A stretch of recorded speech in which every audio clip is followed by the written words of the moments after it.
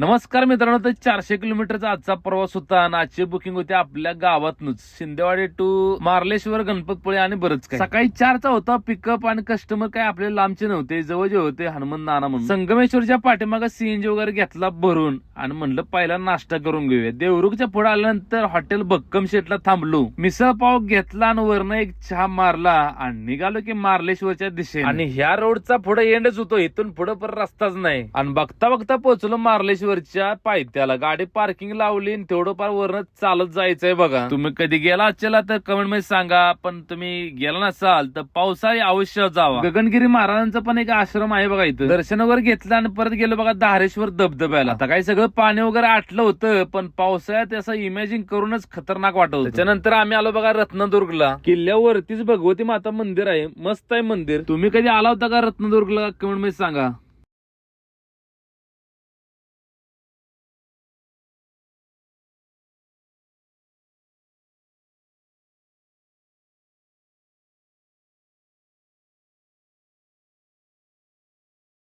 किल्ल्यापासून 500 metre वरती शिवसृष्टी उभारलेली आहे बघा. पुण्यश्लोक छत्रपती शिवाजी महाराज, तसेच बाजीप्रभू देशपांडे, तानाजी मालुसरे, शिवकालीन गाव गड यांचा देखावा उभा केलेला आहे बघा.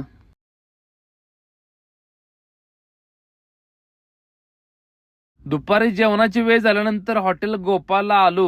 जेवण वगैरे सर्वांनी केलं आणि तिथून निघालो बघा सीएनजी पंपावरती. 3 वाजता सीएनजी पंप चालू होणार होता. सीएनजी वगैरे भरला आणि तिथून 25 किलोमीटर वरती गणपतपुळे होतं. आणि आज चतुर्थी असल्यामुळे म्हणलं गर्दी जास्त असेल, पण गर्दी काहीच नव्हती. दर्शन वगैरे घेतलं बाप्पाचं आणि आलो बघा बाहेर. बाहेर आल्यानंतर पालखी झाली होती तेवढ्यात. बाहेर आरती वगैरे झाली, त्याच्यानंतर पालखी गेली आतमध्ये आणि मी पण म्हणलं जाऊया आता गाडीत जाऊन आराम करावा. 5-5:30 ला आम्ही तिथून निघालो ना अरे वारे बीचला जरा थांबलो आणि संध्याकाळी 7 वाजता परतीचा प्रवास आम्ही धरला बघा. चिपळूण सोडायच्या आधी म्हणलं सीएनजी घेऊया भरून, कारण परत सीएनजी आपल्याला भेटणार नाही. पाटणात सीएनजीच नव्हता आणि 12 वाजता पोहोचलो बघा आम्ही गावात. तर व्हिडिओ कसा वाटला कमेंट मध्ये सांगा. भेटू उद्या. जय श्रीराम.